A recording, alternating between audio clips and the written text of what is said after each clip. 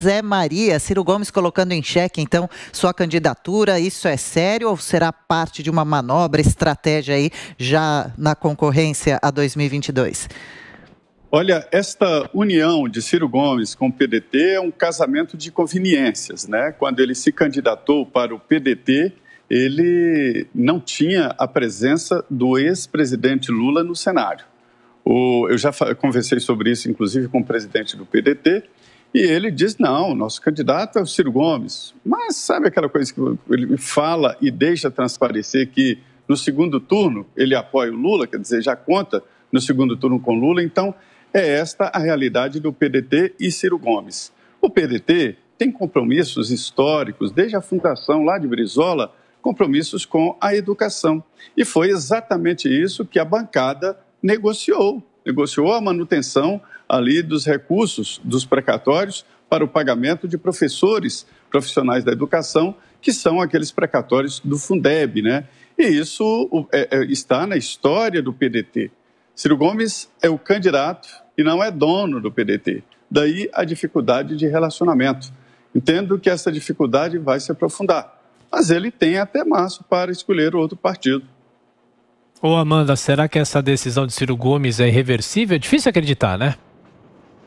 Eu acho que ele aposta muito alto, Thiago, e fica difícil ele manter sua candidatura. Ele basicamente dá um ultimato por essa mensagem no Twitter, né? Não sei se foi uma coisa impensada, intuitiva, mas quando ele coloca ali que ou o PDT muda de postura no segundo turno e vota contra a PEC, ou ele desiste da candidatura, fica muito difícil refugar e voltar atrás. Se ele não tiver o apoio do partido, ou seja, se o partido não mudar de postura, significa algo muito grave, que o Ciro Gomes não tem a chancela, não tem um apoio interno necessário para levar a sua candidatura à frente. Aliás, uma candidatura que tem sido bastante polêmica e comentada até agora, porque ele ataca os dois, seus dois principais antagonistas, Bolsonaro e Lula, mas principalmente Lula, de quem já foi muito próximo. Ele foi, lembra aquele último protesto que o Ciro Gomes participou aqui, o protesto da esquerda, ele foi também vaiado, gritado, xingado, houve até uma confusão ali por aliados do PT. Então, o Ciro Gomes vem se colocando nessa rota de colisão e agora ele vai para o tudo ou nada. O Lira foi para o tudo ou nada ontem para tentar aprovar a PEC e agora é o Ciro Gomes que vai para o tudo ou nada, dando um ultimato ao seu partido.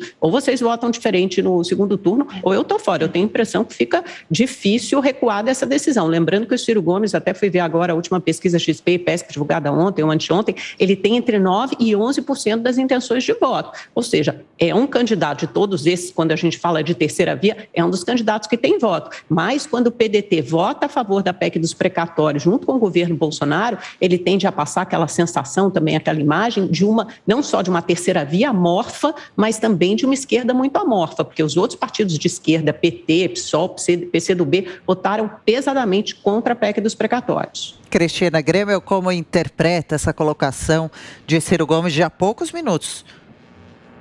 Para mim é mais uma bravata, acho que estava assim, muito no calor da emoção ali, colocou que o Ciro Gomes é bem afeito a isso, né? Colocou ali no Twitter, não dá mais tempo de apagar, né? Muita gente já leu, a gente está aqui trazendo, comentando, o print é eterno, como dizem, mas eu não acredito que ele vá abrir mão, ele é o eterno candidato, ele está sempre nas disputas presidenciais aí, né, as últimas décadas a gente viu o nome do Ciro aí. A Amanda lembrou bem dessa pesquisa que saiu agora, apontando o nome dele com um percentual ali razoável, muito próximo do percentual que ele costuma ter às vésperas de eleições, pelo menos na de 2018 foi assim.